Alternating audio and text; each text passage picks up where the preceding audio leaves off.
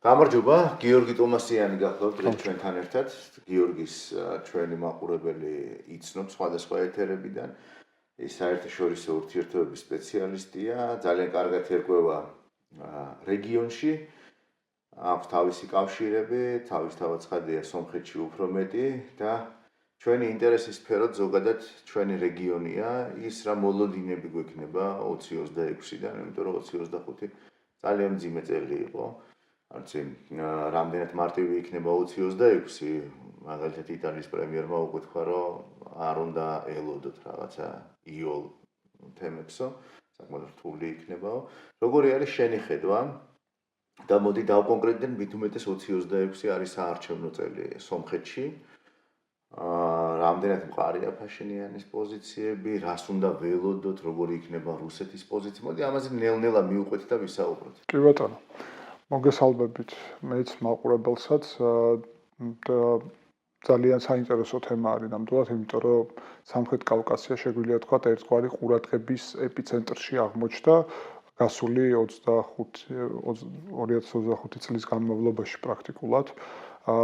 ვაშინგტონის 8 აგვისტოს შეთანხმება გახდა ამის მტკიცებულება, რომ სამხრეთ კავკასია აქტუალურია საერთაშორისო გლობალური მასშტაბით. თუმცა მე შემიძლია ვთქვა, რომ ეს აქტუალიზმი შეიცვალა და პირდაპირ სხვადასხვა ამერიკელი კოლეგები, სადაც მათ შორის მე აგვისტოს განმავლობაში ვიყავი ვიზიტით სახელმწიფო დეპარტამენტის მოწვევით.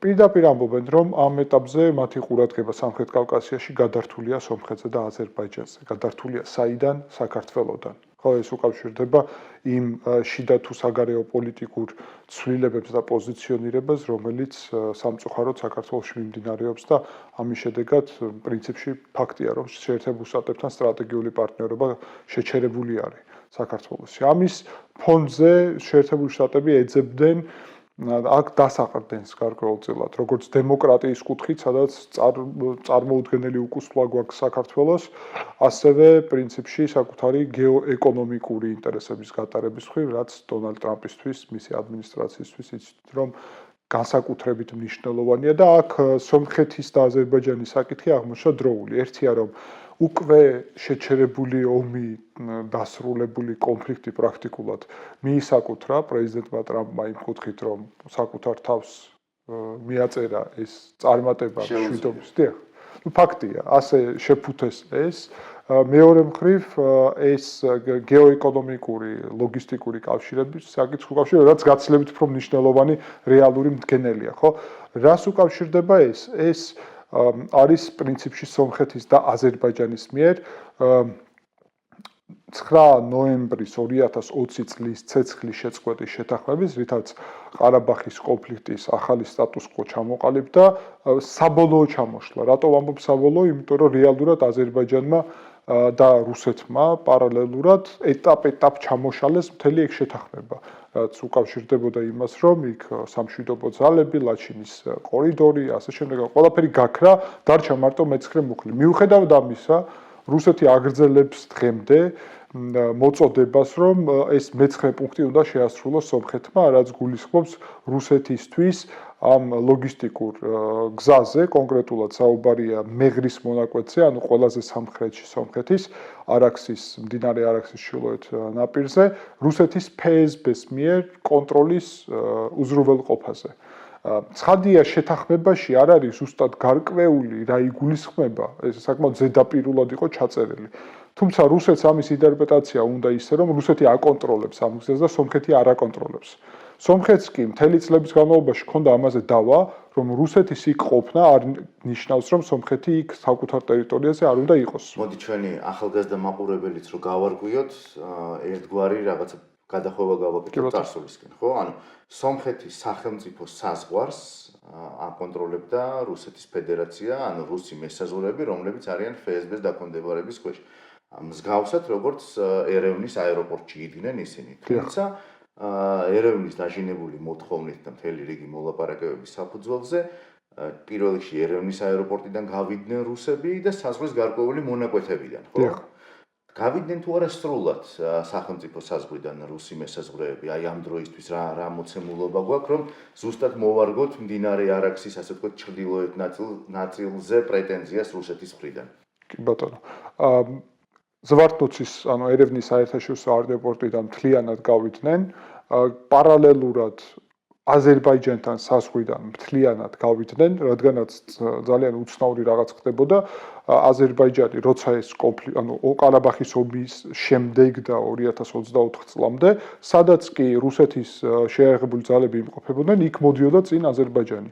და რუსები უცნაურად რაღაც იმ დროს ზუსტად ქრებოდნენ. ნუ გესმით ახლა რა შინაარსს, სომხეთს გაუჩნდა პირდაპირ არათუ ეჭვი, არამედ პრაქტიკულად დადასტურებული რეალობა, რომ შეთანხმებულად რუსები იქ ხელს უწყობენ ამას. ამის მიზანი იყო შიდა პოლიტიკური პროცესები სომხეთში. რუსეთი მუდმივად ცდილობს დააქამდე მოვალთ არჩევნების კონტექსტში სომხეთში სახელმწიფო გადატრიალების მოწყობას ან როგორმე ხელისუფლებაში დაბრუნებას. ამისთვის იყენებს ყველაფერს, რაც კი შეუძლია, იმედით, რომ რომელიმე მცდელობას ექნება წარმატება. რაც შეეხება ირანთან და თურქეთთან საზღვარს, აქ უნდა ვთქვათ, რომ თურქეთთან საზღვარზე უკვე სომხეთიც მონაწილეობს საზღვრის კონტროლში, ანუ ერთობლივი კონტროლი არის დაწესებული ამ შემთხვევაში. ანუ სამმხრივი კონტროლი არის. არა, ორმხრივი. ანუ თურქეთი ცალკე, აქეთ რუსეთი იყო და ეხლა რუსეთი და სომხეთი ერთად. ეს არის შუამავალი ესეთი პოზიცია. შემდეგი ეტაპი იქნება რუსებისთვის მადლობის გადახდა და იქედან გაყვანა, რომ აღარ არის საჭირო. სავარაუდოდ მე ვფიქრობ, რომ წელს, ანუ 26 წელს მოხდება ეს, იმიტომ რომ იგეგმება თურქეთთან საზღვრის გახსნა, არის აქტიური სამუშაოები იქ საზღვრის მოწყობის.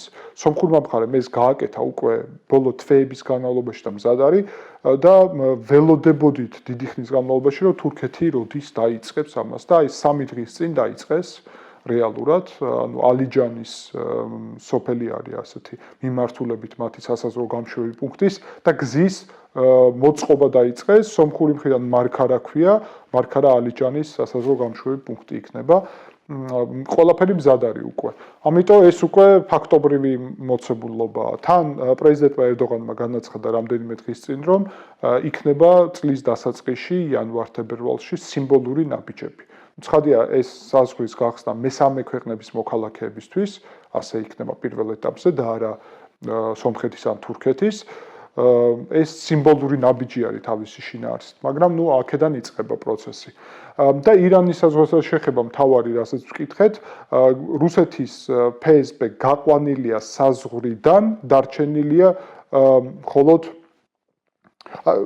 რუსეთის ფსბ გაყვანილია სასაზღვრო გამშვები პუნქტიდან ირანთან, მაგრამ დარჩენილია ჯერ საზღვარზე ირანთან. და ეხლა არის სამუშაო იმისა, რომ იქედან სრულად უნდა გაიყვანონ. ანუ 2026-ში რუსეთის სასაზღვრო ძალები, რომლებიც ექვემდებარებიან ფსბ-ს, ეტაპობრივად დაიწყებენ გასვლას სომხეთის ტერიტორიიდან. პირველ რიგში სახმელეთო საზღვრის მონაკვეთებიდან ქვეყნის სიღრმეში და შემდეგ უკვე მთლიანად სომხეთიდან. ანუ რომ ვთქვათ პრინციპში პროცენტულად უკვე 50%-ზე მეტი გაყვანა მოხდა, იმიტომ რომ აზერბაიჯანთან საზღვარი არის ძალიან გრძელი, პრინციპში ყველაზე გრძელი სომხეთის შემთხვევაში, ანუ იქ რუსეთის ფსბ სასაზღვრო ჯარების ყოფნა ყველაზე სერიოზული პროცესი იყო. თურქეთთან საზღვარით საკმაოდ ინტენსიურია და იქ უკვე ერთობლივი პატრულირება საფუძველ საზღვარს გახსნის, რა თქმა უნდა, ზვართნოცის აეროპორტი ვთქვი და ირანის მიმართულებაც. ანუ 50%-ით შესრულებულია უკვე ეს სამუშაო და მე ვფიქრობ, რომ ყველა წინაპირობა არსებობს იმისთვის, რომ 2026 წელს საბოლოოდ მთლიანად სომხური კონტროლის ქვეშ გადავიდეს თურქეთთან და ირანთან საზღვარი. ანუ ამისთვის წინაპირობებიც არის, პოლიტიკური მზაობაც არის, სურვილიც, ერთობლივი პატრულირება არის იქაც და იქაც უკვე სომხურ რუსული, შესაბამისად ეს უკავშირდება მათ შორის იმას, რომ ტექნიკურად სომხეთში სახელმწიფო უსაფრთხოების სამსახურს, ეროვნული უსაფრთხოების სამსახური ქვია, მის დაქვემდებარებაში არის სასაზღვრო ჯარები და ანუ უბრალოდ მათ შორის ჯარების ფიზიკურად მომზადების საკითხიც იდგა, იმიტომ რომ ძალიან ბევრი ასე ვთქვათ, ქვედანაყოფი გჭირდება, თან უცებ, როცა შენ არ გევალება, ასე ვთქვათ, ეს და იწყებს შენ თვითონ პატრულირებას და კონტროლს. ამიტომ თან აზერბაიჯანთან ახლა ხდება საზღვრის დემარკაცია, დელიმიტაცია, რის შედეგადაც აზერბაიჯანის საზღვრიდან უნდა გაყვანილი იქნას შეიარაღებული ძალები და ჩანაცვლეს სასაზღვრო ძალებით. ამდენი სასაზღვრო ძალები სომხეთს უბრალოდ არ გააჩნია.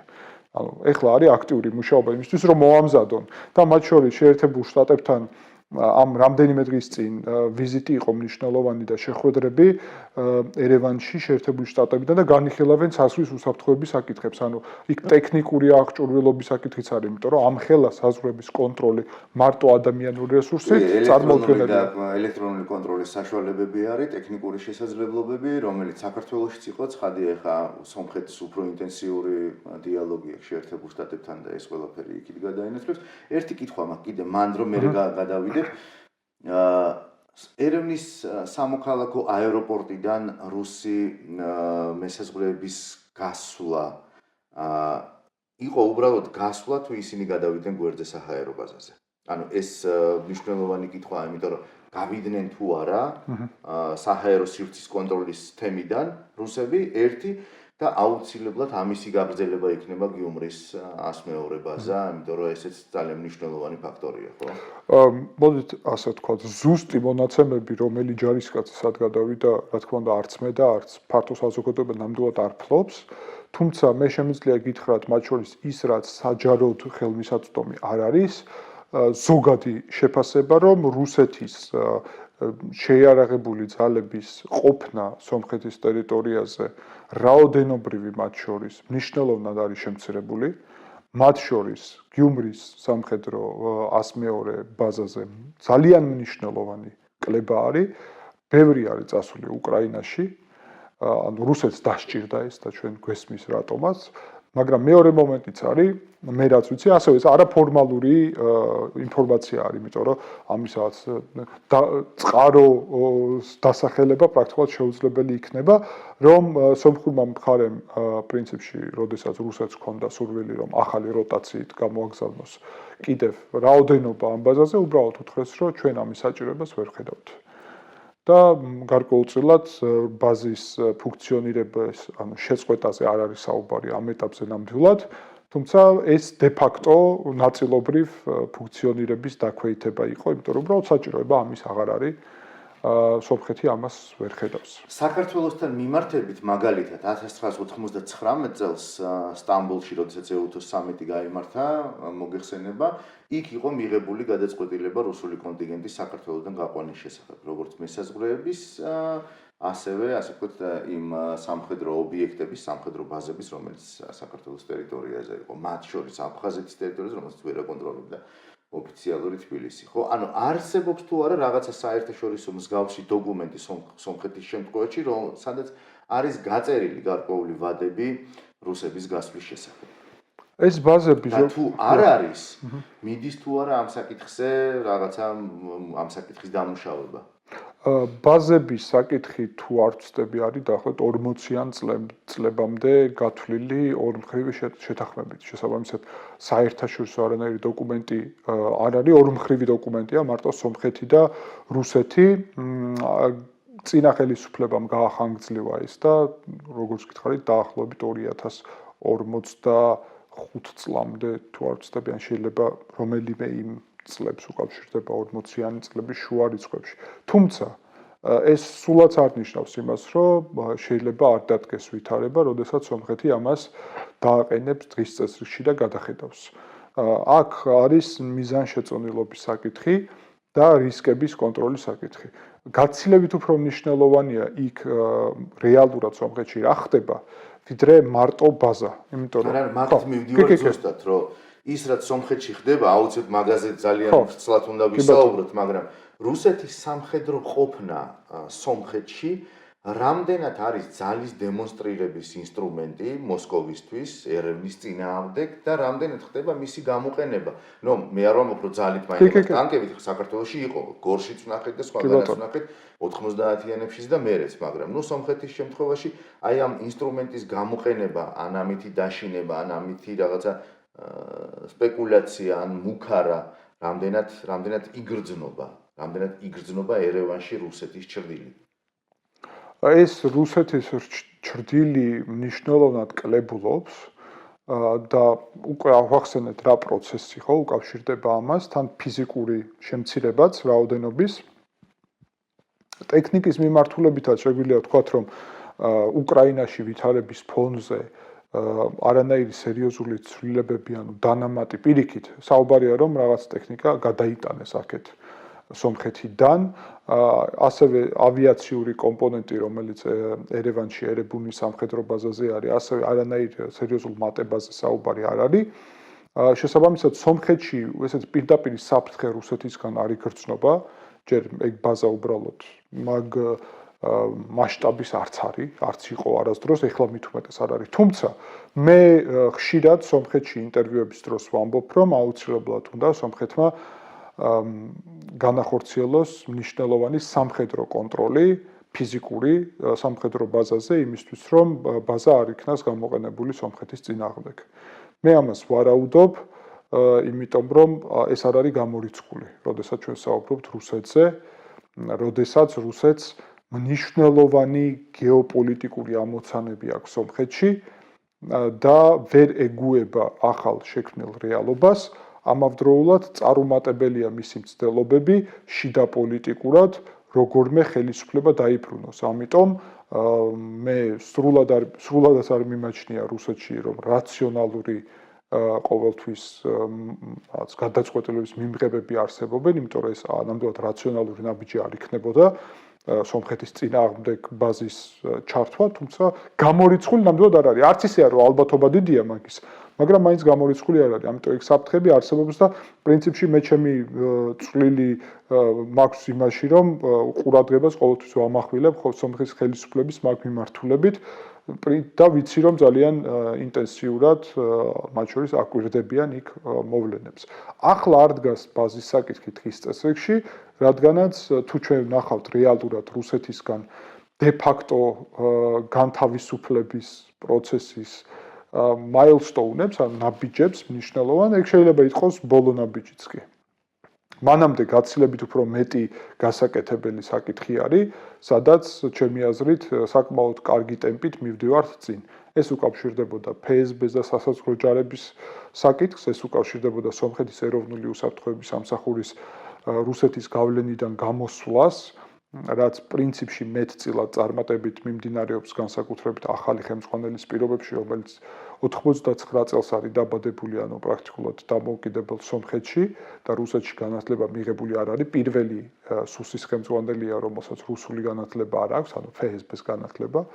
გარდა ამისა, საფრანგეთთან ერთად შეიქმნა სომხეთში საგარეო დაზვერვის სამსახური, აი საქართველოში რომ გაუქმდა, იქ შეიქმნა, აშკარად ხედავთ ხო, რა მიმართულებებით მიდის საქართველო და სომხეთი. იმიტომ რომ ჭირდება ცალკე ორგანო, რომელიც რუსეთისგან დარწმუნებით იქნება ცალკე ყველანაირი კავშირების მხრივ და პარალელურად, რა თქმა უნდა, საკითხი უკავშირდება ყველაზე მნიშვნელოვან ODKB-სთან, ანუ ყუხოსთან თანამშრომლობაც, რომელიც გაყინულია სრულად, სომხეთი de facto გასული არის და პარლამენტის თავმჯდომარე ალენ სიმონიანმა სწორედ ეგ სიტყვები გამოიყენა, de facto გასული. რატომ არ არის გასული იურიდიულად, მე ვფიქრობ, გარკვეული ფანჯარა მაგის შესაძლებლობის გამოტოვებული იქნა თავის დროზე, იმიტომ რომ მაგისთვის გჭირდება რაღაც ესკალაცია ურთიერთობებში და იყო ეს ესკალაცია, როცა გაყინეს, მაგრამ ბოლო ნაბიჯი არ გადადგეს. მე ვფიქრობ, შეცდომა იყო, ამას პირდაპირ ვამბობ, ამის გამო ვაკრიტიკებ ფაშინიანის ხელისუფლებას, რომ ყუხოდან გასვლა იქნებოდა კარგი შესაძლებლობა უკვე უფრო ინსტიტუციონალური სამხედრო თანამშრომლობის ჩამოყალიბება დასავლეთთან. დასავლეთთან არის ეს სამხედრო თანამშრომლობა, აქტიურად ვითარდება შეერთებულ შტატებთან, ბევრი მიმართულებით, იქნება ეს წვრთნების პროგრამა, იქნება ეს შეიარაღების მიღების პროგრამა და ასე შემდეგ. უფრო აქტიური იქნებოდა საქართველოს ხელი, რომ არ შეეშალა ამისთვის პირდაპირ, მათ შორის იარაღის მიწოდებისთვის საფრანგეთიდან, მაგალითად სომხეთში, რაც სრულიად უმიზესოდ. რატო ვამბობ უმიზესოდ, იმიტომ რომ საქართველოს საგარეო საქმეთა სამინისტროს განცხადება აქვს გაკეთებული. პირველი პარტია რო წავიდა ფოთის პორტიდან სომხეთში ბასტიონების, ფრანგული ჯავშან ტექნიკის, რომ და აზერბაიჯანიდან იყო კრიტიკა იმ დროს, საგარეოს განცხადებაში წერია, რომ ჩვენ მიზეზი არ გვაქვს, რატო უნდა შევუზღუდოთ სომხეთს იარაღის მიწოდება, როცა არანაირი საერთაშორისო სანქციები არ არის, არც საომარი მდგომარეობა არის, არც აზერბაიჯანთან ომი, ანუ რატომ? თუ თან თქვენს რომ აზერბაიჯანსაც პრობლემა არ აქვს იარაღის ტრანზიტის მიმართულებით და მაგის შემდეგ მიუხედავად ამ განცხადებისა საქართველოს რეალურად როგორც სომხურ მედიაში და სხვადასხვა წყაროში ამაზე საუბარია, აჩერებს ამას და ეს სომხეთისთვის ხდება მნიშვნელოვანი შეფერხება, იმიტომ რომ ინტეგრაციული შესაძლებლობები არსებობს, მათ შორის ჰაერიდან არის შესაძლებელი რომ მიიღოს ეს იარაღი და აუცილებელი არ არის მოკლე გზით შავი ზღვიდან. ანუ მე იმის თქმა მინდა რომ გზები არსებობს, კი ბატონო, შეიარაღების მით უმეტეს ინდოეთიდან იღებს სომხეთი იარაღს, საფრანგეთიდან ვერ მიიღოს ეგ ხო, აქ საუბარია საფრანგეთიდან მაგალითად იქ შეძენის პროცესი არის საჰაერო თავდაცვის სისტემები, საკმაოდ კომპაქტურის, მისტრალების, ესეთი მსუბუქი საჰაერო თავდაცვის სისტემების ხელის მეშვეობით რო შეგიძლია მართო და ახლოებით, მაგით და სხვა რაღაცების თვითმფრინავით მიღება პრობლემა არ არის, მაგრამ მძიმე ჯავშან ტექნიკის მიღება საკმაოდ რთულია, თან დიდი რაოდენობით ამიტომ მინიმუმ ვიცი რომ საქართველოს ალტერნატივებს ეძებენ და ცალკე საკითხი არის. ხო, ინდური იარაღს ნამდვილად იღებს სომხეთი ირანის გავლით. ერთი პრობლემა არის რომ ინდური იარაღი არ არის იმდენად ხარისხიანი და პაკისტანთან ომის დროს ეს პრინციპში დავინახეთ. ამიტომ დასავლური იარაღის მნიშვნელობა სხვა არის. აქ გათვლა მთელი სომხეთის უკავშირდებოდა სხვა რამეს. კერძოდ იცით რომ სომხეთი ძალიან აქტიურად ლობირებდა საქართველოსთვის კანდიდატის სტატუსის მინიჭებას ევროკავშირის წევრობის და პრემიერ ფაშინიანს პირადი წვლილი აქვს მაგაში, მათ შორის მაკრონთან ლობირებაში. პირველი პარტია წავიდა ზუსტად სტატუსის მინიჭების შემდეგ რეალურად შეიარაღების, ფრანგული შეიარაღების და მაგის შემდეგ სომხეთი და საქართველო აწერენ ხელს სტრატეგიული პარტნიორობის დოკუმენტს. და ფაშიანი გამოდის პირდაპირ ამბობს, რომ ახლა ჩვენ რეგიონში ვითარება შეცვლილია, აგერ ევროკავშირის კანდიდატის სტატუსის მქონე არის საქართველო, ამიტომ ჩვენ უკვე შეგვიძლია გამიხლოთ ევროკავშირში გაწევრიანების საკითხი. დღის წესრიგში ამას აყენებს. 5 აპრილს ხდება ძალიან მნიშვნელოვანი ჩემი აზრით, რომელიც ნაკლებად რომელსაც ყურადღება მივაქციეთ ზოგადად ქართულ მედია სივრცეში შეხვედრა 2024 წლის ბრიუსელში ფაშინიანი, ურსულა ფონ დერ ლაინი და ბლინკენი ხვდებიან ერთმანეთს და არის სამხრივი შეთანხმება, რომლის მეშვეობითაც პრაქტიკულად საუბარია სომხეთის რუსეთის გავლენიდან მთლიანად გასვლაზე.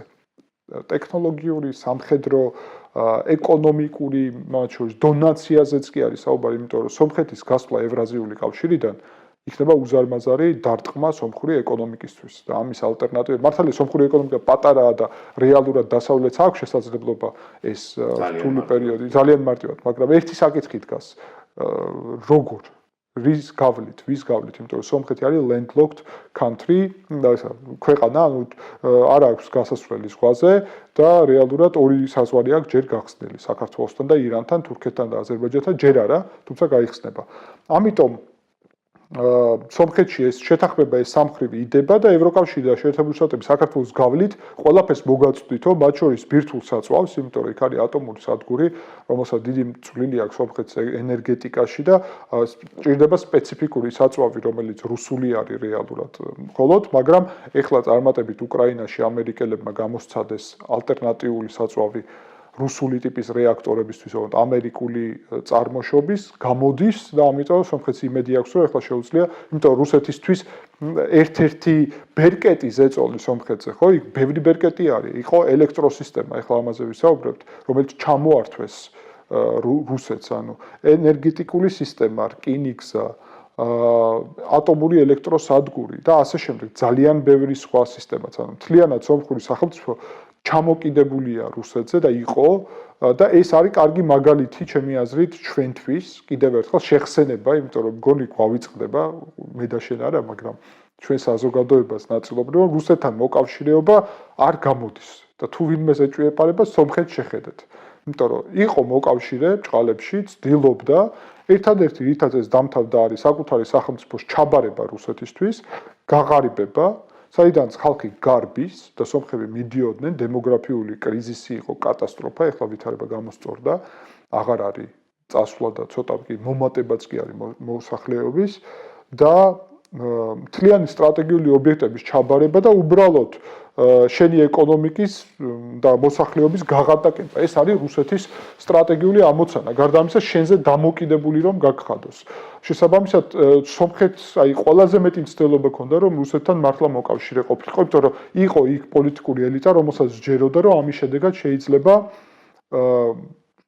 რუსეთთან ისეთი ურთიერთობები დაალაგო, რომ პირობითად ბევრი პრობლემა მოაგვარო. ეკონომიკური, სამხედრო უსაფრთხოების და ასე შემდეგ. ნუ უსაფრთხოება ვერ მოგვარდა, რაც ყველაზე არც დანარჩენი მოგვარდა, ეგ ძალიან მნიშვნელოვანია, არც ეკონომიკა. პირველი ხო. გიორგი, შენ ახსენე ესეთი რამ, რომ არჩევნები და რუსეთი ეცდება გადატრიალებას. კი ბატონო. ეცადა და ეცდება. კი ბატონო.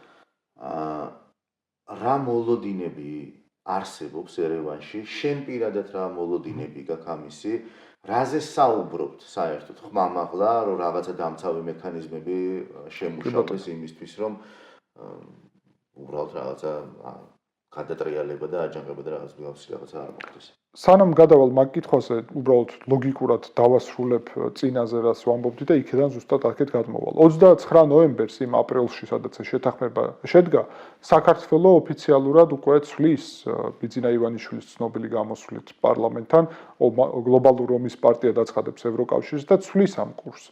და სომხეთში აღმოჩნდა, რომ ეს მთელი სურვილი რუსეთისგან დამოუკიდებლობის მიღების ილუზია აღმოჩნდა საქართველოს გამო.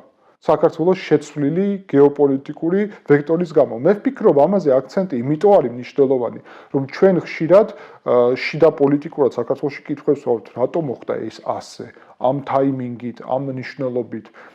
ჩემი შეფასებით და სომხეთიდან ბევრი ასე აფასებს, საქართველოში არსებული რუსული რეჟიმი არ არის მიმართული მარტო საქართველოს წინააღმდეგ. ასევე არის მიმართული სომხეთის წინააღმდეგაც, იმიტომ რომ რუსეთს დღეს შიგნით სომხეთში რესურსები აქვს ძალიან შეზღუდული, რომ შიგნიდან მოაწყოს გადატრიალება. ეხლა მოვდივართ მაგ საკითხამდე, ხო? რა გადატრიალებაზე ვსაუბრობთ? ჯერ ერთი გადატრიალება უკვე ბევრჯერ სცადეს. მათ შორის ყარაბაღის ომი დასასრული, როდესაც 9 ნოემბერი მოხდა, მაგ დღეს იყო თავდასხმა, ესე იგი, ორგანიზებული თავრობის შენობაზე და მათ შორის პარლამენტის თავმჯდომარეს ფიზიკურად გაუსწორდნენ, რომელიც შემთხვევით იქ აღმოჩნდა, გამოვიდა ხალხთან სასაუბროდ და ამათ პრაქტიკულად ანუ სიკვდილამდე მიიყვანეს, უბრალოდ გადარჩა კიდევ კარგი ისეთი ოპერაციები დასჭირდა და ასე შემდეგ. დღეს საგარეო საქმეთა მინისტრი არის არარატ მირზოიანი. წარუმატებელი აღმოჩნდა, პრემიერ-მინისტრის სახლში შეიჭრნენ. მათ შორის ოფიციალურ რეზიდენციაში. უბრალოდ აღმოჩნდა, რომ იქ არ არის, იმიტომ რომ წინასწარ უშიშროებამ გაითვალისწინა ეს. ამავდროულად გამოდის განცხადებით, ნახეთ, ომში დამარცხებაზე არის საუბარი. როგორც კი ეს მოხდა, გენშტაბის ხელმძღვანელი გამოდის და ითხოვს გადადგომას პრემიერ-მინისტრის. ეს წარმოუდგენელი ამბავი არის ზოგადად და ყველას ესმოდა, მერე უბრალოდ რამდენიმე თვის და წლის მერე გაირკვევა რაშია საქმე, რომ გენშტაბის ხელმძღვანელი არის, რა თქმა უნდა, რუსების კადრი. ხო, რუსების კადრი. ფაშინიანს ზოგადად მე ვაკრიტიკებდი ფაშინიანს 2018 წლიდან პრაქტიკულად 2023 წლის ჩათვლით. ძალიან აქტიურად. ეხლა პირიქით არის ვითარება და არა თუ ვაკრიტიკებ, არამედ ხშირად მხარს ვუჭერთ და პირიქით ვეხმარები რითაც შემიძლია, იმიტომ რომ შეცვალა ვითარება, მიდგომა ძლივს, მაგრამ იქ რატო ვაკრიტიკებდი, რომ მოდის ხელისუფლებაში რუსულ აგენტურას არ ცვლის. იმიტომ რომ ფიქრობს, რომ რუსეთთან შეიძლება მოკავშირეობა, ფიქრობს, რომ თუ შეცვლის ყარაბაღში ომი მოხდება, მას დაადანაშაულებენ და შესაბამისად არ ცვლის. გენშტაბის ხელმძღვანელი მოადგილე ვინც იყო, ხელმძღვანელად დანიშნა, სუსის მოადგილე ვინც იყო, ხელმძღვანელად დანიშნა, თავდაცვაში იგივე, ანუ ყველგან იგივე სისტემა დატოვა იგივენაირად. ეს სისტემა აუჯანყდა. გარდა ამისა, 18 წელს როცა რევოლუცია მოხდა სომხეთში, მოქალაქეები გამოვიდნენ და თქვეს, რომ ახალი სომხეთი, ახალი პატრიარქი. ეს პატრიარქიც უნდა შევცვალოთ აუცილებლად. იმიტომ რომ იმ სისტემის ნაწილი არის, ხო და ფაშინიანმა ამაზეც თქვა უარი. ნუ რეალურად ეს საჯაროდ არა, მაგრამ ხარი არ დაუჭირა მოკლედ მაგ მოძრაობას და იქ მოძრაობა ნელ-ნელა ჩაქრა. გამოდის ომის შემდეგ ასევე პატრიარქი და ამბობს, რომ ფაშინიანი უნდა წავიდეს ხელისუფლებიდან. ფაშინიანი იღებს გადაწყვეტილებას და მართლა გადადგება ხელისუფლებიდან, ნიშნავს ახალ რიგ გარეშე არჩევნებს. ამ რიგ გარეშე არჩევნებში იმარჯვებს. კიდევ ერთხელ რაც საზოგადოების სიბრძნის მაჩვენებელი უფრო არის, ვიდრე რაც ფაშინიანის მიმართ მხარდაჭერის, იმიტომ რომ ალტერნატივაც არისო, წინა ხელისუფლება იყო და აი ეს გადაწონა წინა ხელისუფლებასთან. ხო, ეხლა არც ეხლა არის დიდი ალტერნატივა, მაგრამ ცოტა ვითარება ეხლა შეცვლია, ვისაუბრებთ ამაზე. კონტექსტი შეიცვალა, იმიტომ რომ თუ იმ დროს ფაშინიანი იმ დროს აგრძელებს პრორუსულ პოლიტიკას, თუ შეგვიძლია ესე დავარქვათ, პრორუსული პოლიტიკა, ანუ თუმცა თვითონ ესე არ ახასიათებდა, მაგრამ შინაარსობრივად ეგ გამოდიოდა, იმიტომ რომ ყარაბაღის ომის შემდეგ რუსები ეუბნებიან, რომ ეხლა ჩვენ დაგეხმარებით და შევაიარაღებთ, ოღონდ მიგვიშვი ყარაბაღში ამ სამშვიდობო ძალების ფარგლებში, ფაშინიანი ამას თანხმდება, უნდა გავითვალისწინოთ, ეს არის 2020 წელი, ანუ უკრაინაში შეჭრამდე და რუსეთი ბჭყალებში მეორე არმია არის მსოფლიოში, ამიტომ ფაშინიანი ამაზე თანხმდება, ესეც ჩემი აზრით შეცდომა იყო მნიშვნელოვანი, ანუ არასწორი გათვლა, თორე შეცდომა რა იმ ვითარებაში ჩათვალა, რომ არ არის შეცდომა, მაგრამ გათვლა საბოლოო ჯამში აღმოჩნდა არასწორი. იმიტომ რომ რუსები ყარაბაღში რო შედიან, მერე იწყებენ ამ თემებით უკვე სპეკულაციას. ყარაბაღის თემა რამდენიმე სოფელი მისცეს აზერბაიჯანს რომ დაიკავოს.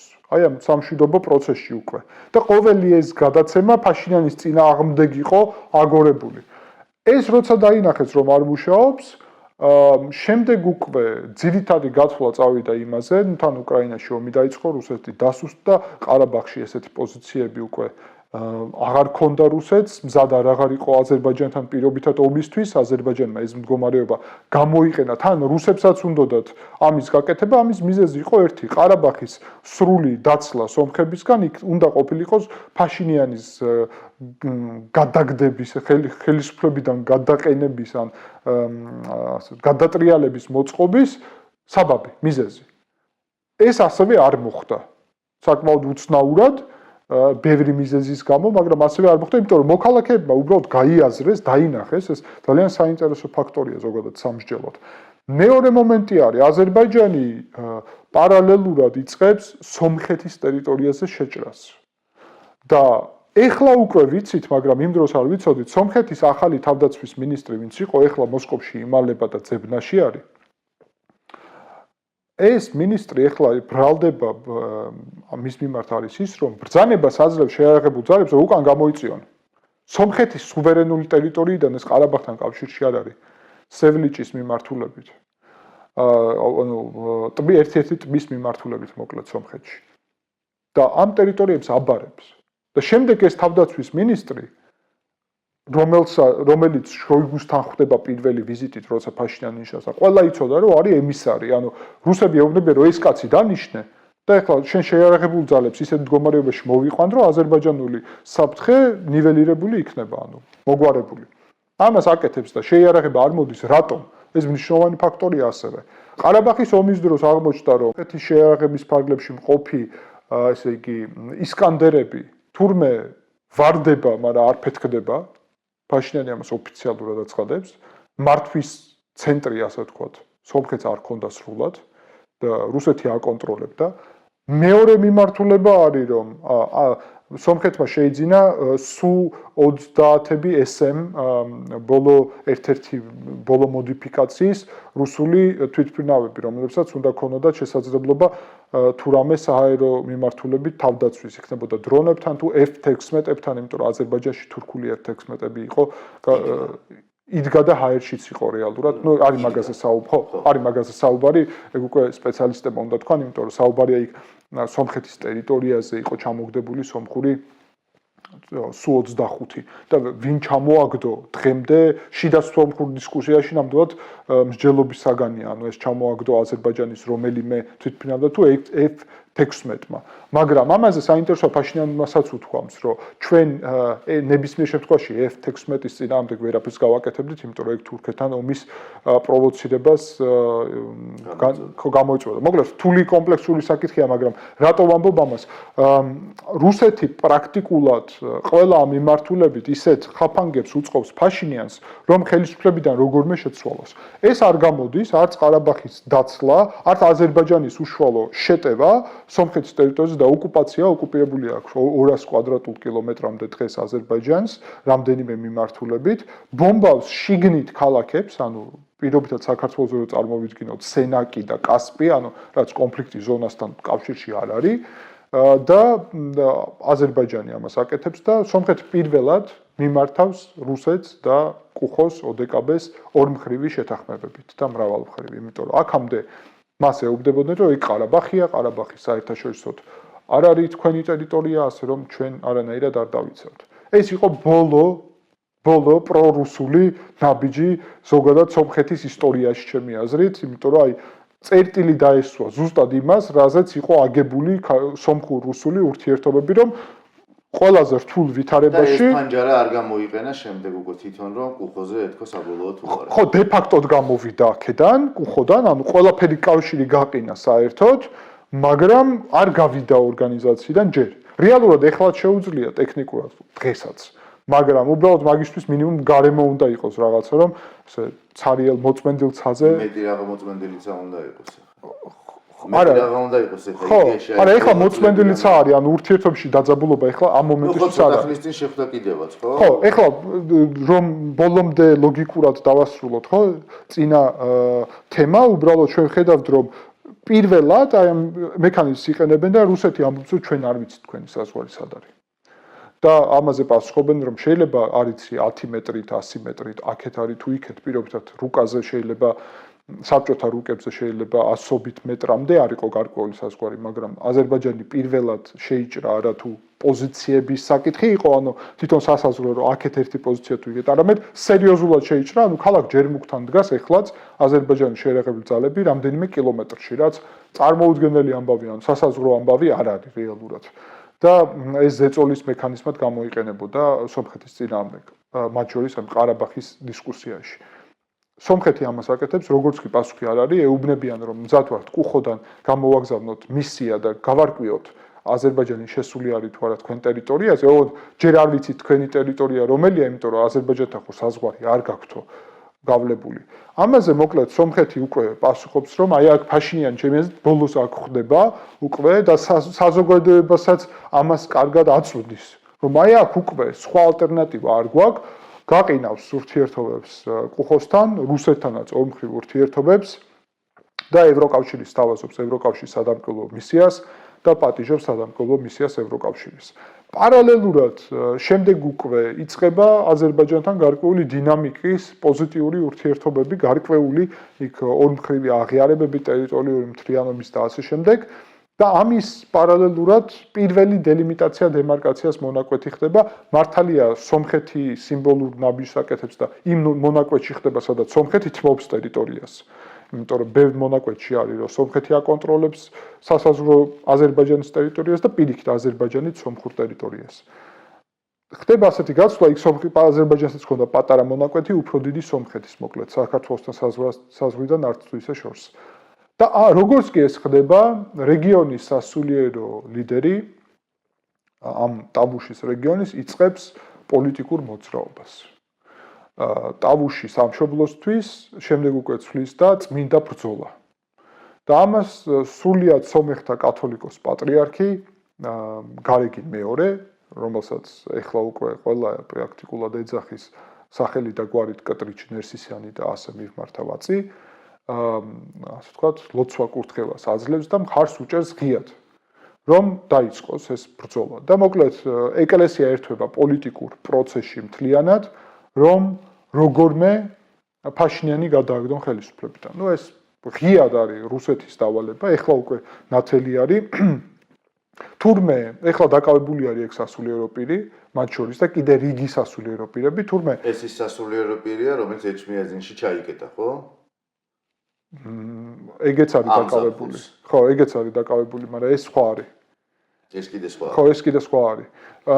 ის მეორე არის, ის არის გიუმრის, აი სადაც რუსული ბაზა არის და საინტერესო არის, ესე იგი, ეს ტავუშის იყო, ტავუშის რეგიონის ხელმძღვანელი. დღეს 3 ეპარქიის მეთაური არის დაკავებული სომხეთში. პირველი, რომელიც ამ წმინდა ბრძოლას იწყებს, ითხოვს ფაშინიანის გადაყენებას, ეგრევე, ვადებს აძლევს და ასე შემდეგ. საკმაოდ სერიოზულად თავისი 60-ით რაც თეთრი სპეციალური ტანის 60-ით ჯვრით ასე შემდეგ მოკლედ ყველანაირი ძალიანად პრემიერ-მინისტრი უნდა გავხდეო პრაქტიკულად. და ნუ მანდ ახლა ჩემი შეფასებები შიდაც იყო ძალიან მარტივი რა, რომ რუსეთში ნახეს, რომ უმრავლესობა კი არა და პრაქტიკულად ყველა ქრისტიანია, ან თავს მინიმუმ კულტურის მხრივ სომხურ ეკლესიასთან ასოცირებს, როგორც კულტურული რაც კავშირი, თუნდაც თუ რელიგიურად აქტიური არ არის. ამიტომ ბუნებრივია, რომ ეგონათ, რომ ამან უნდა იმუშაოს და უნდათ პრაქტიკულად სომხეთიდან ქრისტიანული ირანის მოწყობა, ხო, სადაც სასულიერო პირი მართავს რა არის ეგ თუ არა ქრისტიანული ირანი. ვატიკანი არ გამოვიდოდა, მაშინ ხო, ირანი. პრაქტიკულად კიდევ კარგი მოქალაქეების მხრიდან არ იყო მხარდაჭერა, თუმცა ცოტა მოგვიანებით აღმოჩნდა და სომხეთის უსმა აღმოაჩინა, ამიტომაც დააკავა, რომ დაშნა ცუციუნთან ერთად ეს სასულიერო პირი და მისი მოძრაობა აპირებდნენ ტერორისტულ აქტებს პირდაპირ მნიშვნელობით. ნუ როგორ ტერორისტულ აქტებს იქ საუბარია, ესე იგი, პრაქტიკულად მთავრობის შენობაში შეჭრაზე, პარლამენტში შეჭრაზე, ქუჩებში საზოგადოებრივი ტრანსპორტის მოძრაობის სრულ გაჩერებაზე, შეფერხებაზე და ეს ყველაფერი უნდა მომხდარიყო ელექტროენერგიის გათიშვის პარალელურად. და ვის ხელში იყო ეხა ეს ელექტროენერგია? ეს ელექტროენერგია, კი მაგრამ პაზლი ხო ჯდება ბოლომდე. ეს ელექტროენერგიის სისტემა მთლიანი წინა ხელისუფლების დროს არის გაყიდული. ერთ ადამიანზე, რომელსაც ქვია სამվել კარაპეტიანი. თუმცა ეს არის კი სომხური და სახელდაგვარია და გეგონება და რა. ის რომ ეს არის რუსი ოლიგარქი, რომელიც მთელი ცხოვრება არის რუსეთში რეალურად, იქ გამდიდრდა და ჩვენ ვიცით რომ რუსი ოლიგარქების თვისება არის გამდიდრების პარალელურად ვალდებულებების გაჩერა ფსბ-ს წინაშე. სომხეთში ამაში დარწმუნებული არიან. არა პირველი არ არის, ზოგადად კიდევ სხვა ოლიგარქები იყო. ეს რამდენიმე მილიარდი დოლარის ქონების პატრონი. 5 მილიარდი აქვს დაახლოებით, თუ არ ვცდები. საკმაოდ მდიდარი ადამიანი, რომლის ხელშიც არის ენერგოსისტემა, მაგრამ ყველა იცის, რომ ეს მის ხელში კი არ არის, რუსეთის ხელშია მისი გავლით. ანუ ეს ძალიან მნიშვნელოვანი ფაქტორია. და პრაქტიკულად პაზლი ჯდება იმ მხრივ, რომ ხდება ხელისუფლება და აქ ბევრი მოსმენები და ასე შემდეგ, ანუ ეს საქმე დეტალური არის იქ რა ხდებოდა, რომ თურმე ენერგოსისტემის გათიშვა უნდა მომხდარიყო ამ ადამიანის მიერ. ამის მიუხედავად პირდაპირ არაფერს აკეთებენ ამ ადამიანის მიმართ. ეგრევე და საქმეს იკვლევენ, შემდეგ რა ხდება. აღმოჩნდა რომ პრინციპში გარეგინი, ანუ კატრიჩ ნერსისიანი ამას ხარს უჭერს და სტატუსი არ აქვს შეჩერებული სასულიერო ამ პირს, ანუ რეალურად. და ყველა ვინც ფაშინიანს რაიმე ფორმით ეკლესიაში დახვდება მაინც, აი უბრალოდ პრემიერი მიდის და ეკლესიაში დახვდება.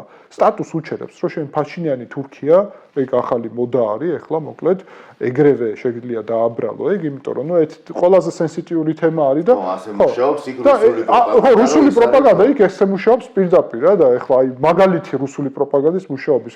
თურქულ მედიაში ჩდება სტატია, რომ ფაშინიანი პირდაპირ ერდოღანისგან დავალება ფაშინიანმა მიიღო და 10 მეჩეთი აშენდება სომხეთში. იკვლევ რა მედია არის. აღმოჩნდება, რომ თურქი წერს მართლა, მაგრამ დონბასში ცხოვრობს. ეხლა ვინ არის ის თურქი?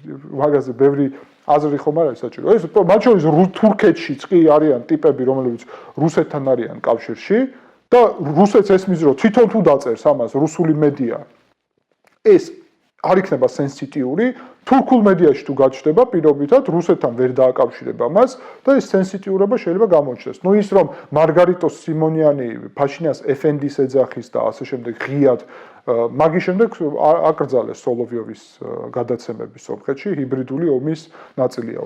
პარლამენტის თავმჯდომარე სომხეთის პირდაპირ ამბობს, რომ რუსეთი აწარმოებს ჰიბრიდულ ომს სომხეთის წინააღმდეგ. ანუ ამაზე ფართო გაგების განცხადება იშვიათია ხოლმე პირდაპირ ესეთი თანამდებობის პირისგან. და ეხლა ბოლო დღეების განმავლობაში სომხეთმა თურმე მიმართა ევროკავშირს ოფიციალურად და სთხოვა ევროკავშირს, რომ ჰიბრიდული ომის წინააღმდეგ ხელი შეუწყოს სომხეთს წინასაარჩევნო ამ კამპანიის ფარგლებში და არჩევნების ფარგლებში. აი ეს ძალიან საინტერესო ციკლამდე მივედით უბრალოდ მომენტამდე.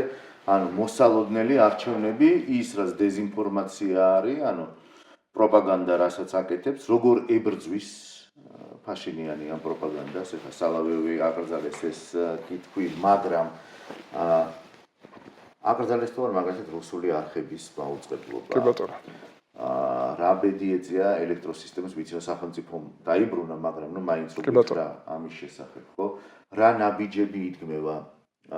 როგორი არის მაგალითად თურქეთთან, აი წინა საარჩევნო პერიოდში რაღაც მოსწრება, თუნდაც ის საზღვრის მონაკვეთზე გახსნა საკონტროლო გამშვები პუნქტის და ასე შემდეგ, ხო? ხო, უკვე შეიძლება ითქვას, რომ აი ვაშინგტონის შეთანხმების მერე დინამიკა იცვლება რეგიონში, რუსეთი ძალიან გაბრაზებულია ამ ახალი შეთანხმებით, იმიტომ რომ პრაქტიკულად რაზეა საუბარი, ხო? თუ საქართველოს შემთხვევაში ანაკლიის პორტი ჩამოართვეს ამერიკელებს და პრაქტიკულად ჩინელებს გადასცეს, იქ უკვე რუსეთის მიერ გარკვეულწილად უკვე შეთანხმებული რუსული კონტროლი ფაშინიანმა გააზრებულად ჩამოართვა, ეს ყველაფერი როცა დაინახა გვიან, მაგრამ დაინახა და ჩამოართვა პრაქტიკულად რუსებს და გადაწყვიტა, რომ ამერიკელებს კი არ მისცა. აქ არის სომხურ ამერიკული კონტროლი, ანუ ცალმხრივი ამერიკული არ არის, იქ მარტო რუსული უნდა ყოფილიყო, მაგრამ ის შეთანხმება ხელმოწერილია ომის დროს. ანუ პირდაპირ რუსეთი ომით იმუქრებოდა ამ პროცესში. ამიტომ ახლა უკვე მაგის შემდეგ როგორც კი იწყებს ფაშინიანი, აი გააზრებას, რა ხდება? მე ამაზე ძალიან ადრე ვაკეთებ კომენტარებს, ამ დღეებშიც მაგაზე მსჯელობა არის, რომ რამდენად ადრე სანამ საერთოდ დაიწყებოდა სომხურ მედია სივრცეში და მე უკვე ფაშიანის მიერ ამაზე აქცენტირება, რამდენად ადრე ზუსტად ეს მთელი პაზლი დავალაგენო, იმიტომ რომ შორიდან ცოტა უფრო კარგად ჩანს რაღაცეები. თან საქართველოს გამოცდილებაც მეხმარება. და ხო, და ამიტომ მე უბრალოდ მათ მივანიშნე, სად აქვს მეტი საქმე და დაახლოებით რა კონტურები ჩდება, ხო? ეს ანალიზი იყო უბრალოდ და 2024 წლის ესე იგი აპრილში ვამბობ ჯერ კიდევ ამას და მე უკვე 25 წლის აი ახლა აპრილში სანამ რამდენიმე თვეში დაიწყებოდა ამ ეკლესიის ამბებს და ეს ტერორისტული აქტი, ანუ სანამ ეს ყველაფერი დაიწყებოდა, როგორც კი მოძრაობა, ვთქვი რომ აქეთ მიდის ყველაფერი, თუ ეხლა არ გააკეთებთ, ესე იგი ნუ ფაშინიანის ხელისუფლება განწირულია და სომხური სახელმწიფო ზემოდან, იმიტომ რომ სხვა ალტერნატივა არ ჩანს. რომ ფაშინიანის გარდა რომელიმე სხვამ შეძლოს ეს გააკეთოს. კიდევ კარგი, ამას ძალიან კარგად გაიაზრებენ ძალიან მოკლე პერიოდში და ფაშინიანი იწყებს უშუალო ბრძოლას უკვე კატრიჩნერსიანთან, ანუ გარეგინთან, იმიტომ რომ გასაგებია რომ მაგის გარეშე არ გამოვა. იმიტომ რომ სხვადასხვა წყაროდან ჩდება და ჩემი ანალიზიც ეგ იყო, რომ ესენი ამზადებდნენ რეალურად კატრიჩნერსიან პრემიერ-მინისტრად. უნდა ყოფილიყო მთავარი ეს როგორც სომეხი პატრიარქთან და აქეთ უნდა ყოფილიყო ფაშინიანი თურქი, რაღაც სომეხის და თურქის დაპირისპირება არჩევნებში რა, კგბ-ს სცენარი საინტერესო ნიჭიერი ხალხია. თუმცა რაღაც ვერ გათვალეს. რა ვერ გათვალეს, რომ სომხური ეკლესიის რეიტინგი რო არის ძალიან მაღალი, ამ კატრიჩნერსიანის რეიტინგი არის რამდენიმე პროცენტი, იმიტომ რომ ძალიან კარგად ყველა მიცით, რომ მაფიოზია, კგბ-შნიკია, ოლიგარქია, ყველაფერია, მაგრამ სასულიერო პირთან საერთოდ კავშირი არ აქვს. ან სულიერ ცხოვრებასთან, რაღაც ფასეულობებთან. საერთოდ ეკლესიაშიც კი მისი კლანი ზუსტად იმით გამოირჩევა, რომ ეხლა ცარიელია სომხური ეკლესიები. რატო? იმიტომ რომ იქ ძირითადად თუ კულტურულად ვიღაც შევა ტრადიციის მხრივ კი, მაგრამ შინაარსობრივად ყველას ესმის, რომ იქ არაფერი ფასეულობების შესახებ არ არის და ანუ სხვა რა მიზეზით უნდა ერთიანდებოდა იქ. ამიტომ ადამიანებში ეს თან 18 წლიდან უკვე არის მის წინააღმდეგ ეს. თან ეს ადამიანი მოვიდა ხელისუფლებაში, ხო, რელიგიის ხელისუფლებაში იმ დღეს, როცა სომხეთში მოხდა სახელმწიფო გადატრიალება, ტერორისტული აქტი, გემახსოვრებათ, 89 წელს, 27 ოქტომბერს, როცა პრემიერ-მინისტრი და პარლამენტის თავმჯდომარე მოკლეს და მთელი პარლამენტში დაცხრილეს. და ეს იყო, რა თქმა უნდა, ეხლა უკვე იმედია გამოძიება და სრულდება ამ მიმართულებით, რა უნდა იყოს. ეს ღიად იყო რუსეთის მიერ ხელისუფლების აღება, ანუ ყარაბაღის ომში გამარჯვებული სომხეთი რუსეთის გუბერნია არ იყო. პირიქით, ძალიან სუვერენული აღმოჩნდა, იმიტომ რომ თავდაჯერებული აღმოჩნდა, რომ სახელმწიფო ვართ. ესეთი გაგება ჰქონდათ. აწყობენ პარლამენტში კლელობას პოლიტიკური ხელმძღვანელობის და პარალელურად მაგ დღესვე ნიშნავენ გარეგინ მეორეს, რომელიც არის მათი პირდაპირ გავლენის აგენტი და ამით აწყობენ სომხეთში სრულად კონტროლს. და ეს ხელისუფლება და რელიგია ერთად ფუნქციონირებენ. ეხლა რევოლუცია ხო ხდება იქ? მისი იზოლაცია. ანუ ეს ბავშვის თემა გასაგებია, ესეც ეს არის. საინფორმაციო სივრცის ერთგვარი ელემენტია. მაგრამ რეალურად როგორ უნდა მოხდეს? კარგი კითხვა. ესე იგი, ხელისუფლებაში რევოლუცია კი ხდება 18 წელს, მაგრამ ეკლესიაში ეს რევოლუცია არ ხდება. ფაშინიანიც უარს ამბობს ისევ რუსეთი რო არ გავაღიზიანოს, მაგრამ აღმოჩნდა რომ გააღიზიანებ თუ არ გააღიზიანებ, რუსეთს შენ მაინც არ მოსწონხარ, მხოლოდ იმიტომ რომ შენ გინდა სუვერენული იყო, თუნდაც ნაწილობრივ. შენ არ უნდა იყო. და ეს გაკვეთილია საქართველოს. ანუ თუ რუსეთთან გინდა რომ იყო, შენ უბრალოდ არ უნდა იყო. თუ ოდნავ გექნება წინააღმდეგობა რუსეთთან, მაშინ ის მიზანი ექნება რომ გაგანადგუროს, რასაც აკეთებს სომხეთის წინააღმდეგ. ხო და დღეს საკითხი დადგა უკვე დაარტყა პირდაპირ ეკლესიას, ჩამოდის სამელ კარაპეტიანი, რუსი ოლიგარქი მოსკოვიდან და ამბობს რომ რაღაცა პატარა დაჯგუფება არისო აქ ფაშინიანის მეთაურობით და ჩვენებურად ამათ საკითხს ახლა მოვაგვარებთ თუ ეს პოლიტიკოსები ვერ მოაგვარებენ ამ ამბებს. აქ შეგვიძლია ვთქვათ რომ თვითონ ეს განცხადება შეიძლება რაღაც განსაკუთრებულ რამეს არ ნიშნავს, მაგრამ მეორე მხრივ ნიშნავს, იმიტომ რომ ვინ ამბობს, რა კონტექსტში ამბობს და რისთვის ამბობს და საერთოდ რაზეა საუბარი, ეგ არის მნიშვნელოვანი ამავდროულად, ხო? გარეგინს იცავს, ანუ პირდაპირ ემისარია გამოგზავნილი უზარმაზარი რესურსებით, რომელიც პირდაპირ პოლიტიკაში ჩართვაზე საუბრობს, თან სხვანაირად საქმის მოგვარებაზე და გარეგინს პირდაპირ ანუ დასაცავად მოვიდა სომხური ეკლესიის განთავისუფლების პროცესში კგბ-ს გავლენებიდან და სუსი აკავებს მას. დღემდე დაკავებულია. იმიტომ რომ ითვლება რომ ის სახელმწიფო უსაფრთხოებისთვის ქმნის საფრთხეს, მათ შორის ეკლესიის მიმართულებით განთავისუფლების პროცესის ხელი შეშლაში. ეხლა თავიდან კი იწყება ეს რეალურად შვილი ყავს მაგ თემით არა, საერთოდ ფაშინიანი ხელოვნურად იწყებს ცოტა ამ თემას და ამბობს რომ ჩვენი ეკლესიები რას დაემსგავსაო, იქ შიგნით რა ვითარება და რატო ამას პოლიტიკაში ჩართვის ნაცვლად იმას არ უყურებთ, რომ იქ ეკლესიებში წესრიგი იყოს, ну გულისხმობს იქ დალაგებული იყოს ასე შემდეგ, ანუ ზოგიერთი ეკლესია მართლაც საკმაოდ მიტოვებული ვითარებაში არის მოკლედ და მართლა ამით ნაკლებად არიან დაკავებული, იმიტომ რომ რომელ თუ ის ეკლესია კარგ შემოსავალს არ იძლევა იმ სოფელში პირობითად ბიზნესია, გარეგინისთვის არის სუფთა ბიზნესი. ეს ისე ააწყო, რომ აი თვალნათელია, ეს არ არის მათ შორის ჩემი რაღაც მოსაზრება. ამიტომ აქედან იწყება ეს თემა ნელ-ნელა ხელოვნურად, მაგრამ მიდის უკვე იქამდე რომ შვილი ყავს და უკანონო არის. მაგრამ ცხადია თემა უკავშირდება იმას, რომ ის ბაგრატ გალესტანიანი, აი რომელიც დააკავეს ტერორისტულ აქტს რო ამზადებდა და მოძრაობას, წმინდა მოძრაობას, ის გამოდის და პირდაპირ ესეთ განცხადებას აკეთებს, რომ მე საგარეო უსაფრთხოების ცენტრებთან ან ძალებთან, ანუ უსაფრთხოების ძალებთან დისკუსიებს მართავო და მე მეუბნებიან თუ ფაშინიანს არ შეცვლით, სომხური სახელმწიფო აღარ იქნება. ხო და ნუ ჩემი ვარაუდი არის რომ ავსტრალიურ უსაფრთხოების ცენტრთან არ განიხილავდა ამას და რუსეთის უსაფრთხოების ცენტრთან გადაძებდა არც იაპონიასთან ამიტომ რადგან რუსეთის უსაფრთხოების ცენტრი მას პირდაპირ ესაუბრება და ეუბნება რომ თუ არ გადააყენებთ სომხეთი არ იქნება ეს უკვე საბაბი არის იმისა რომ ეს ადამიანი მოქმედებს გარე უშიშროების სამსახურების მითითებით ანუ ეს უკვე ტერორისტულ აქტს ამზადებდა თან დაშნაკებთან ერთად გამოდის დაშნაკთუცუნის ხელმძღვანელი და აცხადებს, რომ სომხეთს სჭირდება ახალი 27 ოქტომბერი.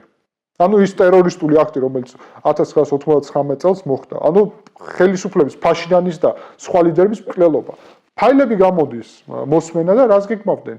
თუ ერთდროულად მოვკლავთო პრემიერ-მინისტრს, პარლამენტის თავმჯდომარეს და მთავრობის შემადგენლობასო, მაშინ რეალურად შანსები აღარ აქვთ, რომ ხელისუფლებაში დარჩნენ და მაშინ არაფერი არ დაგვემუქრება პირობითად ამ ტერორისტული აქტის ჩამდენებს. ანუ პირდაპირ ჩანაწერში არის საუბარი მთელ პოლიტიკურ ელიტის მკვლელობაზე სასულიერო პირების და დაშნაკთუცუნის მიერ. ძალიან ღიად ამ ყველაფერს აცხადებენ. სამელ კარაპეტიანს ააკავებენ ის იწყებს პოლიტიკურ მოძრაობას. ეს პროექტი სომხეთში უკვე შერაცხულია ივანიშვილი 2 პროექტი. შინაარსით ყველაფერი ძალიან მსგავსია, მათ შორის იქამდე რომ ეხლა ყრილობა ქონდათ რამდენიმე დღის წინ და მოქალაქეებს ეუბნება რომ დახუჭეთ თვალები და აბა იოცნებეთ რა გინდათ და როგორც ხელისუფლებაში მოვალთ, ასრულდებაო თქვენი ოცნებები ეს წარწერები გამახსენდა 2012 წელს. ხო, ბუნებრივად ჩდება რაც პარალელები, არ ვიცი, ოლიგარქი რუსეთიდან მარტო ხო სამველ კარაპეტენის პოლიტიკური ბიოგრაფია უკავშირდება იმას, რომ ქველმოქმედებით იყო დაკავებული და ეკლესიას ეხმარებოდა. მაგრამ გარეგინის იზოლაცია როგორც რაც შეეხება გარეგინის იზოლაციას, მან ვიწყებთ ძალიან საინტერესო პროცესს, იმიტომ რომ მე ამაზე Փაშინიანს დიდი ხანია ვაკრიტიკებდი და დიდი ხანია ამას ვითხოვდი და ამიტომ მეც ვარ ამას ჩართული ჩემი წვლილით.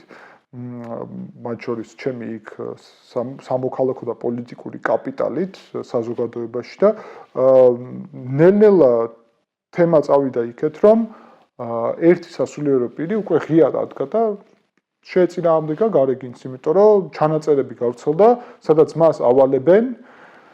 ხო, ეხლა ამაზე ვიტყვი, მაგრამ მანამდე ერთი ხო ვთქვი, რომ დაკავებული არის ამ ტერორისტის აქტზე. მეორე დაკავებულია გიუმრის, სადაც რუსული ბაზაა, რომელიც ღიად თქვა, რომ უნდა მოვაწყოთ სამხედრო გადატრიალება.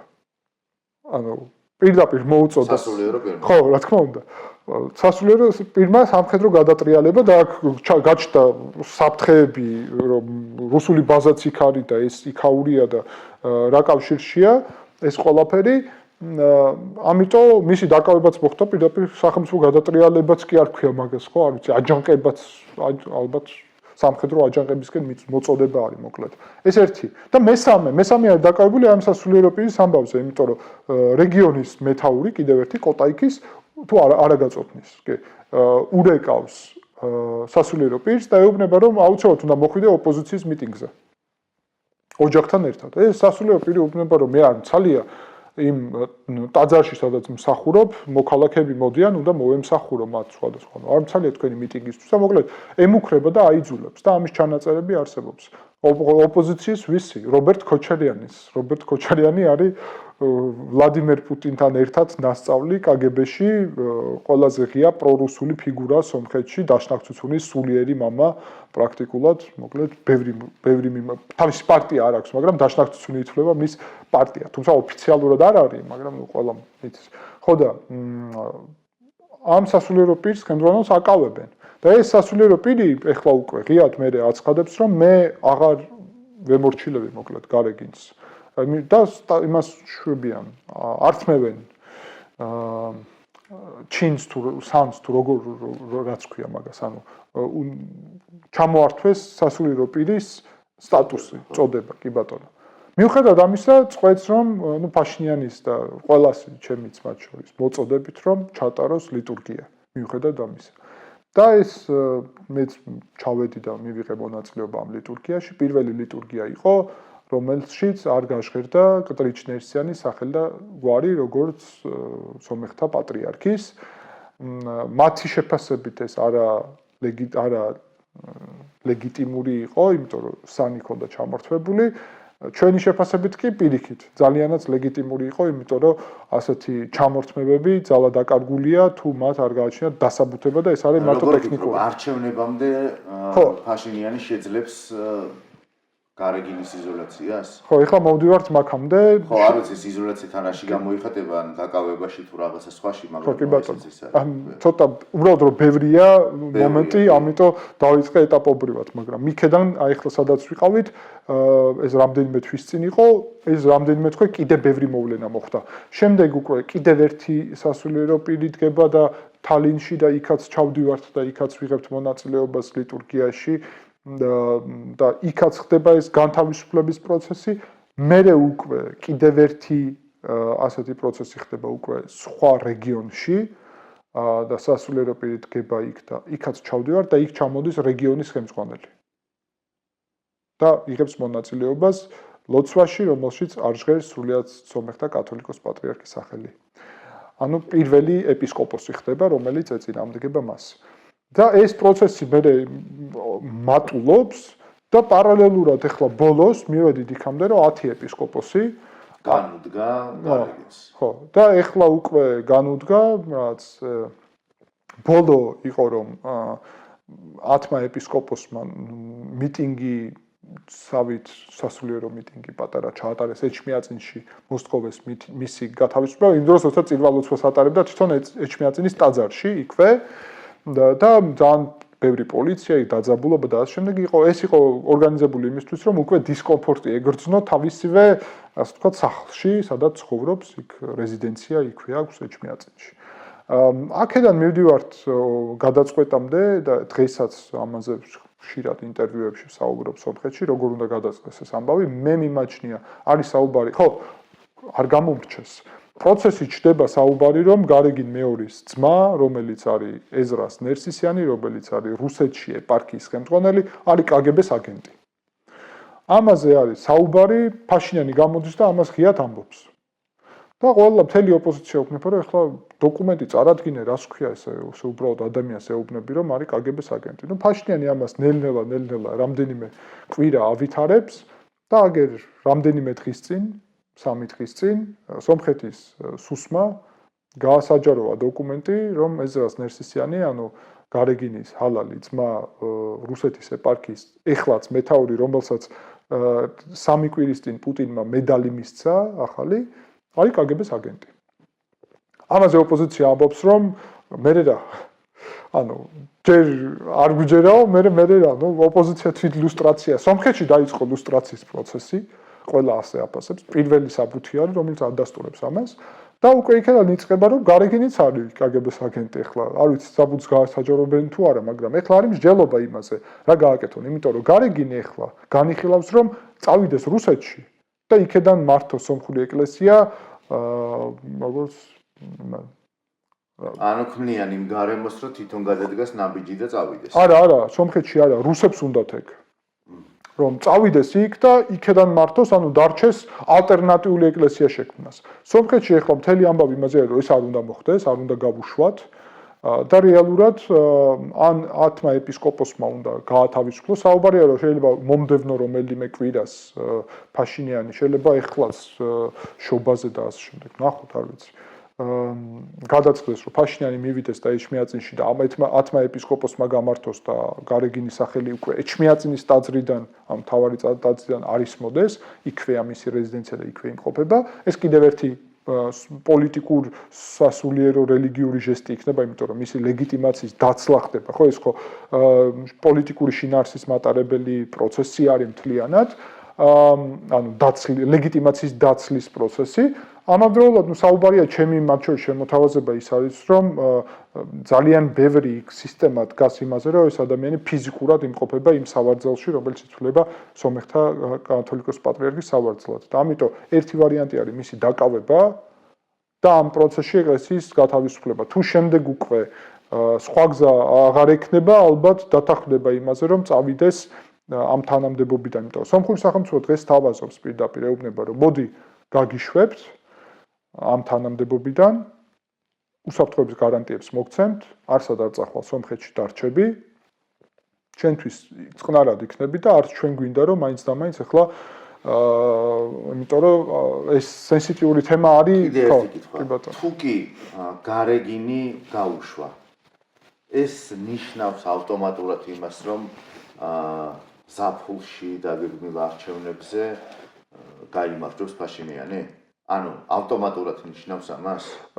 მე ვფიქრობ, რომ უკვე ამ მომენტისთვის, აი სადაც ვართ, აი ჯერ ხომ არ არის გაშვებული. ალბათობა უკვე ძალიან დიდია გამარჯვების. იმიტომ რომ მთელი ამბავი ის იყო, ჩემი მოწოდება, ჩემი ანალიზი უკავშირდებოდა იმას, რომ პირველ დარტყმას განახორციელებდა თვითონ გარეგინი. და ეს დარტყმა იქნებოდა ძალიან მტკივნეული, იმიტომ რომ აი პოლიტიკაში სრულად ინდივიდუალურ ჩაბმაზე იქნებოდა და ყველა მთლიანად ეკლესიის გამოყენებით. ყველაფრის. რაც კი რესურსები აქვს, პლუს დაშნაკთვი, რომელიც ასე დიასპორაში გავლენიანი. ამიტომ ეხლა უკვე რაც განხორციელებულია პრაქტიკულად უკვე იმდენად შეამცირა მისი ლავირების ავტორიტეტი და ასე შემდეგ ყველაფერი საერთოდ რომ აღარ აი რაც არ უნდა გააკეთოს ეხლა აღარაფერ საფრთხეს პოლიტიკურად არ წარმოადგენს ჩემი აზრით. კიდევ ერთი კითხვა და ნელ-ნელა დავასრულოთ. კი ბატონო. შეხვედრა პუტინთან. ხო. ანუ ჩვენ ხედავთ ფაშინიანის გზას როგორც ცდილობს ის დასავლეთისკენ გაიკვალოს ყველაფერი, ცდილობს ძალიან აქტიურად შეერთებულ შტატებთან, თურქეთთან უამრავი რაღაცა დატოვოს ზურგს უკან და ახალი ნაბიჯები გადიას და ბევრი რაღაც დაიწყოს სუფთაფურცლიდან. რა ხდება მოსკოვთან? პრინციპში არაფერი განსაკუთრებული ჩვეულებრივ ჩადის იღებს მონაწილეობას ღონისძიებებში. ანუ ჩადის DST-ის სამიტი იყო იმასთან, ვინც მის წინააღმდეგ ძალიან სერიოზულად, ანუ უბრალოდ ჰიბრიდულ ომს აწარმოებს, ხო, მისი გადაყენების თუ გადატრიალების მარტო მაგაზე ვსაუბრობ. ხო, ანუ ყველაფერი და უცებ ხედავთ რამდენიმე დღის და საერთოდ ვიდეოს იღებს უკან არის PSB-ის შენობა ლუბიანკაზე ცნობილი. მე ვფიქრობ ეს არის და ამას მე ვაფასებ ძალიან დადებით სწორ საგარეო პოლიტიკას. რას გულისხმობ და მე ამას ვამბობ ღიად ახლა.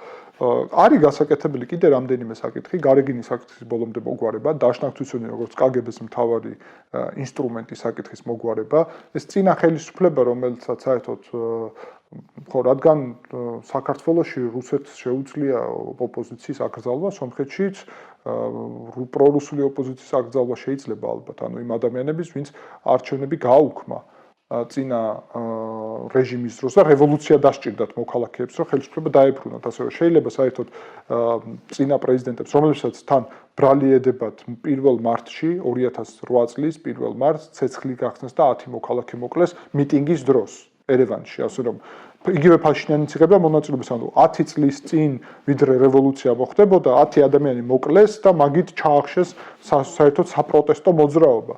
ამიტომ მთელი კითხვები არის მაგეთ რა მოხდება პოლიტიკურ ველზე ეს გაწმენდა მნიშვნელოვანი ნაწილია. მე ჩემი მთავარი დღეს თეზა არის ის რომ როგორც კი გავწმენთ ამ პოლიტიკურ ველს KGB-ს აგენტებისგან და ადამიანებისგან ვინც რუსეთს იმედს აძლევენ რომ ეხლა ხელისუფლებას დაიბრუნებენ და აგერ სომხეთში თქვენი ხელისუფლება რუსეთი იქნება იძულებული რომ კიდევ უფრო ლოიალური და კიდევ უფრო ეს ხელისუფლებასთან, იმიტომ რომ სხვა ალტერნატივა სომხეთის შემთხვევაში არ აქვს.